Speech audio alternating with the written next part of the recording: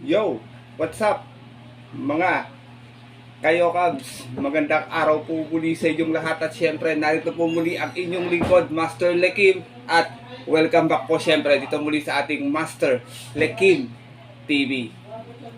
Bago ko po simulan to ating video ngayong araw mga bayang karalista, make sure na dapat nakalike na tayo, nakasubscribe, pakishare na rin po to ating video. Syempre pakihit na rin po yung notification bell or bell icon para po maging updated po kayo sa mga susunod ko pa pong upload na video. At ngayong araw mga bayang karalista, meron tayong muling konting silip, giya, at race analysis sa karera para po kayo araw ng Biyernes. Thank God it's Friday Racing, May 19, 2024. Dito po muli sa Metro Normal Batangas at meron po sila muli edad ng 7 races. Magsisimula po sa ganap na alas 5:30 ng hapon. Medyo naging mahirap yung karera kahapon sa pagkakapanalo ni Real Pair. Tatlong sunod yun Heaven and Earth tsaka ni Sun Moon Lake. Kaya nagbigay pa ng 30,000 yung winner take all natin. Congrats po sa mga nakachamba, mga bayang karerista. At syempre bago ko po simulan to ating video, pasadaan ko lang po ito ating iila shoutout sa ating mga bayang karerista na always nakatutok, nakasuporta dito sa ating YouTube channel. Shoutout nga po pala kay Admin Sixto Jojo Enriquez ng Pinoy Henyo GC. Maraming salamat sa iyo bro sa pagtanggap sa inyong GC at sa inyong group. At God bless, I hope next EV nyo maka-attend ako para makilala ko yung mga members ng Pinoy Henyo FB group. Shoutout sa iyo Sixto Jojo Enriquez. Shoutout din kay Ma'am Angel Celeste, pinapagalitan si Boss Lawrence Gen Tungaw, birthday on May 16. Mga bayang kalisa, today po, happy birthday po sa inyo from G5 family. Ganoon din kay Amira Conana na magbe-birthday naman po sa May 18. Bukas po, mga bayang kalisa, bukas ba? Tama, bukas sa ano pala, May 18 pala yung ating karera, sorry bayang kalisa, hindi pala May 9. May 17 pala, sorry, May 19 to rin nasabi ko kanina. Ano na pala yun, linggo na pala yun. Shout out po sa inyo and happy birthday po mula po yan kay Ma'am Angel Celeste. Ganoon din, shout out ko rin si DJ JR, kay Bro Arnold Roque, kay Sir Jun Sanco, JB Palaya, Bro Jericho Namba, Manuel Tandes at pinapagrit din. Kaya nga pala ni Sir Lito Pandong Pisyong Castro ng Happy Fiesta, ang mga batang gagalangin Tondo. Shout out po sa inyo and happy Fiesta po sa mga tagagagalangin Tondo. Ganoon din, shout out ko rin si Bro Linter John Carter. Shout out sa iyo bro at I hope sana next week makadali tayo, makachamba na tayo ng Bayong. At sa mga nanonood din po sa oras na ito, shout out po sa inyo, magandang araw po. Sana po makadali po tayo ngayong araw po ng Biyernes. Kaya ito, siyempre, hindi ko na rin papatagan agad yan ating mga konting silip at giya. Puntaan na natin agad yan, bayang kararista, matapos lamang po yung ating may clean intro. Kaya, let's go, mga kayo guys.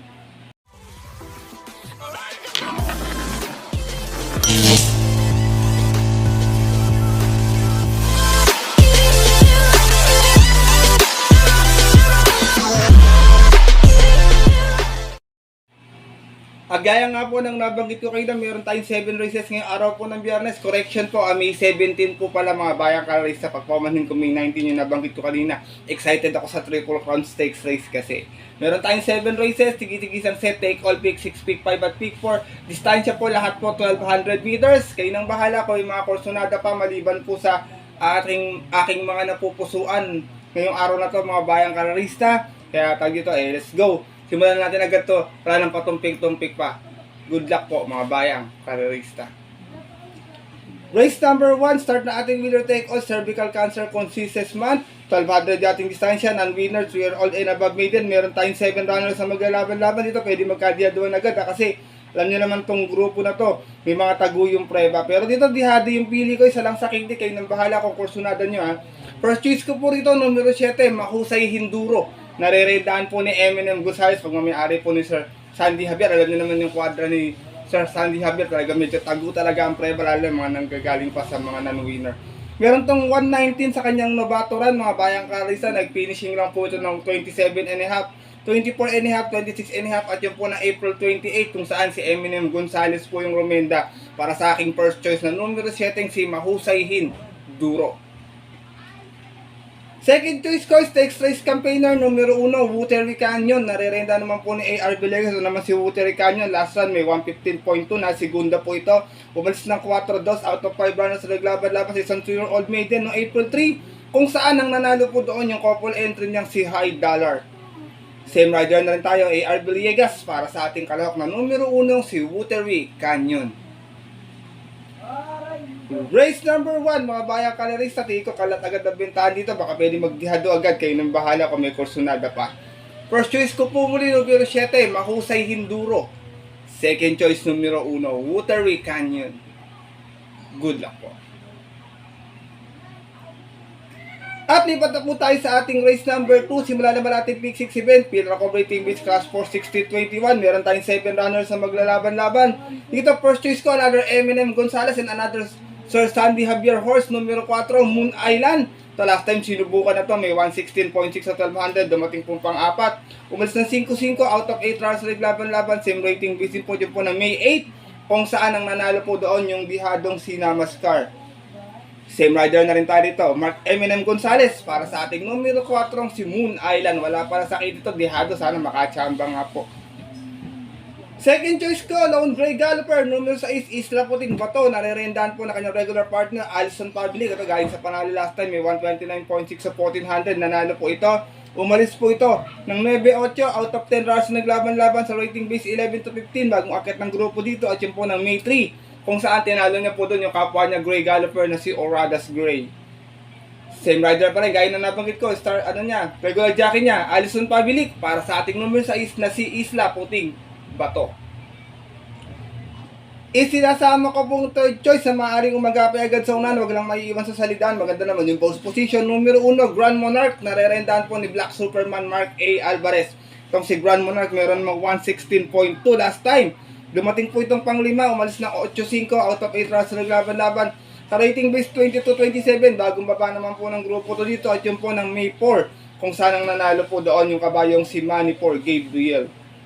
Same rider pa rin, Black Superman, Mark A. Alvarez, para sa ating numero 1 si Grand Monarch.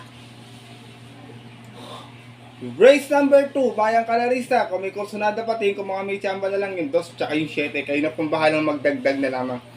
First choice ko po muli, numero 4, Moon Island. Second choice, numero 6, Isla Puting Bato. At third choice, yung numero 1 si Grand Monarch. Good luck. At lipat na po tayo sa ating race number 3. Simula naman ating pick 5 event. Sa itong Pillar Operating Beach Class 5 split placers. Meron tayong 8 runners na maglalaban-laban.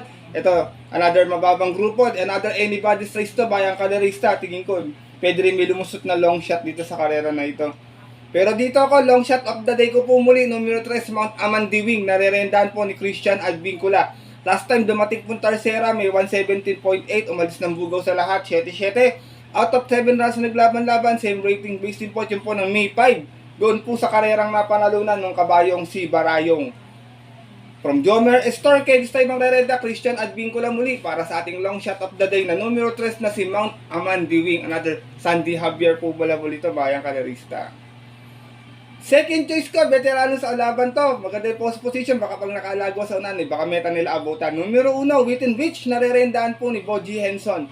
Meron tong 116.2 kung saan natalsera to sa 1200 nun, umalis ng 2-1. Out of 7 runs na naglaban-laban sa rating base 6 and 10. At yun po ng March 8, kung saan ang nanalo po doon yung kabayo, na si Static. From Michael De Jesus, this time magre-renda muli Boji Henson para sa ating numero 1 si Within Rich. Isinasama ko pong third choice, baka sa distansya lang matalo to kabayo kasi medyo may pagkamakunat to eh. Numero 8, Horse to Beat, National Treasure. Narerendahan po na kanyang regular partner si S. Pare Jr. Meron naman to 131.8 sa 1400 noon, dumating pong pang 5, umalis ng 7-5. Out of 8 runs na naglaban-laban sa rating B6 at 10 at yun po ng March 9. Dun po sa karerang napanalunan naman ng kabayong si Piece of Cake. Same rider na rin tayo dito, si S. Pare Jr. para sa ating Horse to Beat na numero 8, si National Treasure. Race number 3, mga bayang kalarista. First choice ko po muli, long shot of the day ko po, numero 3, Mount Amandiwing. Second choice, numero 1, Within Reach. At third choice, yung Horse to Beat na numero 8, si National Treasure. Good luck po.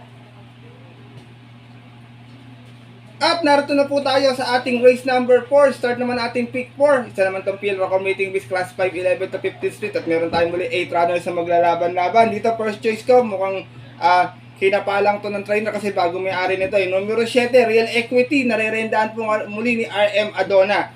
Meron tong best time na 114.2 sa 1200 nun, Bayang Karerista. Nanalo po ito, banderan tapos. Out of 6 stars na naglaban-laban sa rating base 11 to 15 din po, yun po ng February 20, kung saan tinalo niya po doon yung kabayong si player Andre. From JD King Flores, second time around, rerendahan po ni RM Adona, itong ating speed horse na numero 7 si Real Equity. Wala pala sakit dito, baka makachamba, yummy agad, Bayang Karerista. Second choice ko, another Sandy Javier horse po muli, numero 8, Noble Promise. Narerenda naman po ni Jomer Estorque. Ito naman may 115 sa 1200 kung saan natarsera po ito noon. Umalis ng 3-4. Out of 8 rounds na naglaban-laban sa rating base 11 to 15 din po. At yun po ng March 19 naman, last race, kung saan ang nanalo po doon yung kabayong si Late El Mundo. Same rider pa rin tayo, Jomer Estorque. Para sa ating numero 8, si Noble Promise. Isinasama ko pong third choice, numero 6, Cold Digger. Narerendahan po dyan, Alvin Gusto kabayo ito, kay 1200, nakakarimat ito basta makapwesto ng maaga.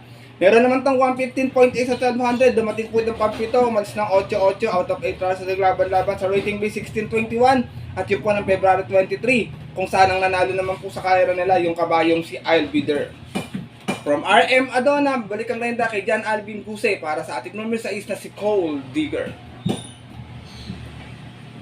Race number 4, pagpaumanin mga Bayang Karerista, kung wala ko ng couple entry 4 and 4A, kayo na pong bahala, makibalita na lamang po kayo. First choice ko po muli, numero 7, Real Equity. Second choice, numero 8, Noble Promise. At third choice, yung numero 6 na si Cold Digger. Good luck po. At narito na po tayo sa ating race number 5. Isa naman itong field recording base class 4, 22 and 27. Meron tayong 8 runners na maglalaban-laban dito mga Bayang Karerista. Dito first choice ko, numero 1, Iyazaki. Narerendahan po ngayon ni John Alvin Guse. Last run, Tarsera, may 114 plus sa 1200. Umalis po ng 1-2. Out of 8 runners na naglaban-laban sa rating base 22 and 27. At yun po ng May 11. Kung saan tinalo po siya doon ng kabayong si Easy Way. Same rider pa rin tayo. From NC Lunar, this time balik ang renda kay John Alvin Guse. Para sa ating numero 1, si Iyazaki. Second choice ko, horse to beat, numero 6, Cluster. Narerendahan po ni Berjomel Galieta. Ito naman, may 128 point per last time sa 1400. Nasigunda po ito. Umalis ng 5-4, out of 12 runners na naglaban-laban. Same rating base din po, yun po na April 28. Kung saan, tinalo po siya doon nung kabayong si Ninong. Same rider pa rin, Berjomel Galieta. Para sa ating numero 6 na si Cluster.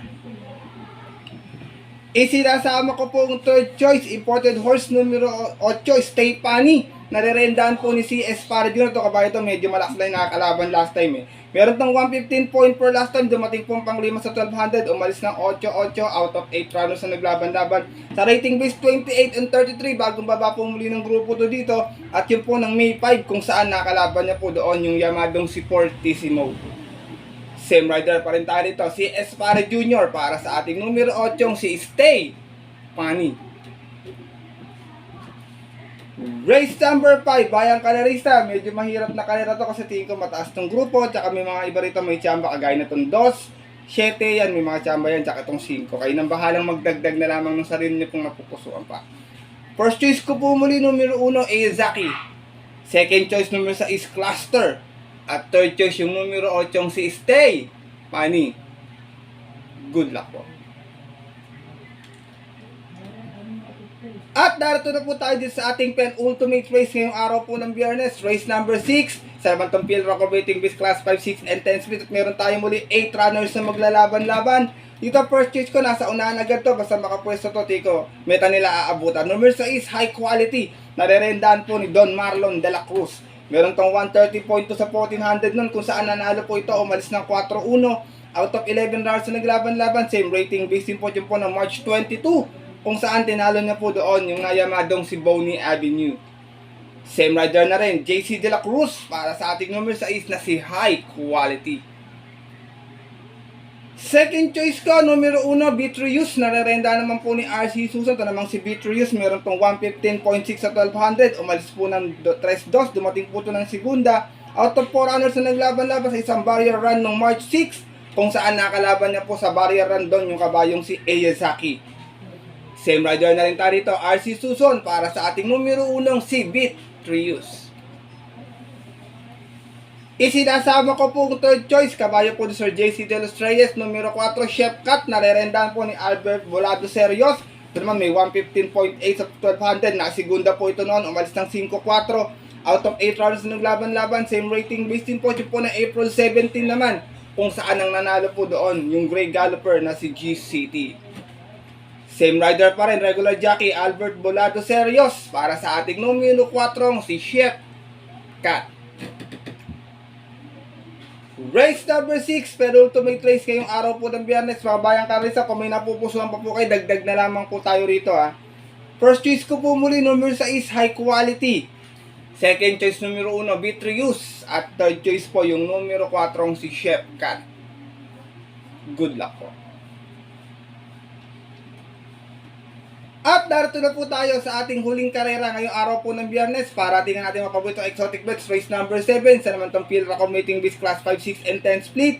Meron tayo muli 8 runners na maglalaban-laban. Ito mga bayang kalisa, first choice ko, numero 2, Dugong Bughaw. Narerendahan po ni si Espare Jr. Meron tong 114.8 sa 1200 nun kung saan nanalo to. Umalis ng 5-5 out of 7 runs na naglaban-laban. Sa rating base 11 to 15 pa po at yun po ng February 28 kung saan tinalo niya po doon yung kabayong si Swakto Power Duo. Same rider pa rin po tayo dito. Si Espare Jr. para sa ating numero 2 na si Dugong Bughaw. Second choice ko, horse to beat. Kayo nang bahala kung kursunada nyo. Bayan kayo kasi medyo masama yung mga tinatakbo ito. Pero yung grupo medyo mababa na po talaga. At I hope sana bigyan nga po ng importansya ng connections. Tingin ko, patok to dito pag nilaban. Numero 5, Sundance. Narerendahan po ni John Alvin Guse. Mga tinatakbo niya last time medyo hindi magaganda. Pero meron siyang base time na 113 sa 1200. Bayan karay sa tingin ko naman po kung magiging palaban po, malabo pong matalo dito sa ating last and final race. Kaya po, huwag nyo rin pong iiwan to kabayan na to. Yung aking second choice na si Sundance. Last and final race mga bayang kalarista. Kung may nasisipat pa po kayo or makibalita na lamang po kayo dito sa ating last race bayang kalarista.